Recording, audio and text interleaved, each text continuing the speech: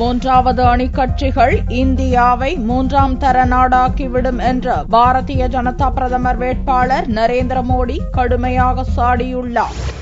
மேற்குவங்க தலைநகர் கொல்கத்தாவில் பாரதிய ஜனதா பிரச்சார பொதுக்கூட்டம் புதனன்று நடந்தது. இக்கூட்டத்தில் மோடி பேசுகையில் ஏழைக்கு பணம் வேண்டும், பெண்ணுக்கு மரியாதை வேண்டும், நிலத்துக்கு நீர் வேண்டும், இளைஞனுக்கு வேலை வேண்டும் என்று ஒவ்வொரு இந்தியனின் வேட்கையையும் பட்டியலிட்டவர், காங்கிரசின் 60 ஆண்டு கால ஆட்சியில் மக்களுக்கு எந்த உரிமையும் கிடைக்கவில்லை என்றார். 60 ஆண்டுகள் காத்திருந்த மக்கள் இனி காத்திருக்க முடியாது என்ற மனநிலைக்கு வந்துவிட்டதாகவும், பாரதிய ஜனதாவை ஆட்சியில் அமர்த்த மக்கள் முடிவு செய்துவிட்டதாக மோடி கூறினார். யார் பக்கம் மக்களின் காற்று வீசுகிறது என்பதை 3ஆம் அணி தலைவர்கள் புரிந்து கொள்வார்கள் என்றும், 3ஆம் அணியில் உள்ள கட்சிகளால் தான் கிழக்கு இந்தியாவில் உள்ள மாநிலங்கள் வளர்ச்சியடையாமல் பின்தங்கியிருப்பதாகவும் குற்றம் சாட்டினார். 3ஆம் அணியில் உள்ள தலைவர்கள் இந்தியாவை 3ஆம் தர நாடாக்கி விடுவார்கள் என்றும் சாடியவர், எனவே 3வது அணிக்கு நிரந்தர வழியனுப்பு விழாவை லோக்சபா தேர்தல் மூலம் அளிக்க வேண்டும் என்று கேட்டுக் கொண்டார்.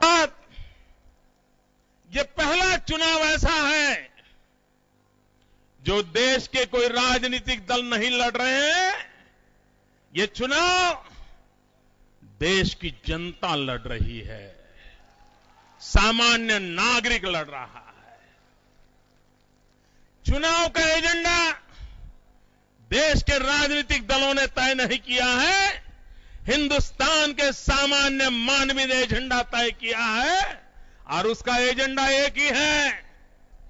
60 साल बीत चुके, बहुत हो चुका, अब इंतजार नहीं होगा.